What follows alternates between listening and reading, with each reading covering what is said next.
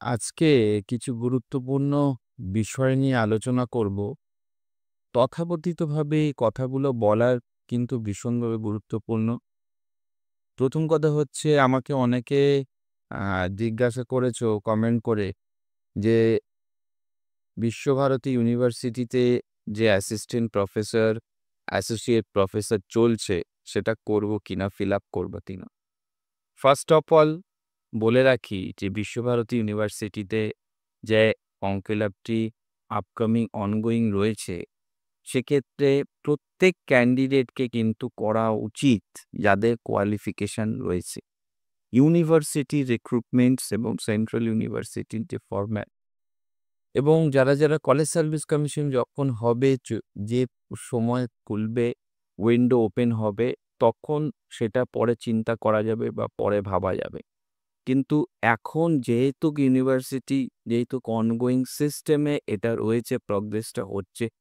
প্রত্যেক ক্যান্ডিডেটকে আমি বলব যারা নিয়মিতভাবে অ্যাসিস্ট্যান্ট প্রফেসরের জন্য প্রিপারেশন করছো, প্রত্যেকেই কিন্তু ফর্ম ফিল আপ করো। এক্সপেরিয়েন্স দেখো, চাকরি তোমার হবে কি হবে না সেটা বিষয় না। বিষয়টা হচ্ছে তোমার এক্সপেরিয়েন্স কিন্তু গেইন হবে।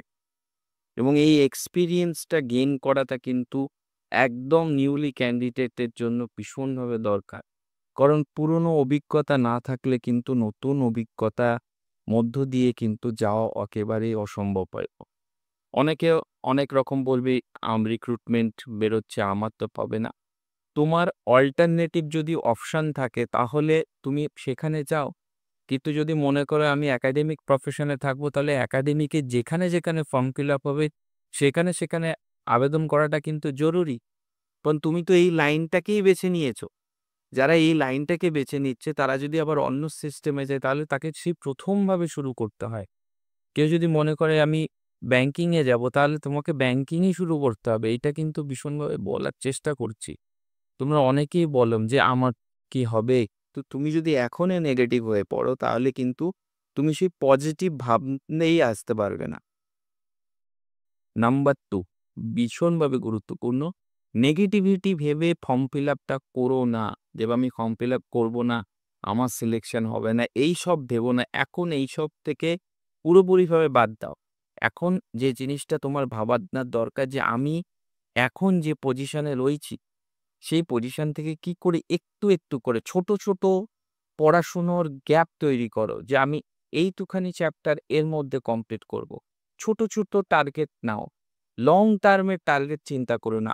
শুধুমাত্র আজকের দিনটায় আমি কতটা প্রিপারেশন নিতে পারবো, এইরকমভাবে টার্গেট নাও। এই করে টার্গেট কিন্তু নিলে তুমি কিন্তু বড় জায়গায় যেতে পারবে। এটা সবসময় মনে রাখবে, একদিনে সফলতা কিন্তু পাওয়া যায় না। সফলতা পেতে গেলে দীর্ঘদিনব্যাপী একটা স্বপ্ন দেখতে হয় এবং এটা ধীরে ধীরে তুমি কিন্তু নিজেকে ডেভেলপ করবে। লং টার্মে যখন তুমি যে জিনিসটা করবে তখন তার বেনিফিটটা অনেকটা বেশি হয়। এটা কিন্তু মনে রাখতে হবে। তাই প্রত্যেককে বলব, বিশ্বভারতী ইউনিভার্সিটির যে রিক্রুটমেন্ট বেরিয়েছে, সেই রিক্রুটমেন্টে প্রত্যেকে কিন্তু অ্যাপ্লিকেশন সাবমিট করবে এবং প্রত্যেক ক্যান্ডিডেট যারা ইউনিভার্সিটি দেবে তারা এখন থেকে ইন্টারভিউর কিন্তু প্রিপারেশন না। ইন্টারভিউ প্রিপারেশন না নিলে, ভালো ইন্টারভিউ না দিলে তোমার কিন্তু সিলেকশন হওয়ার চান্স কম।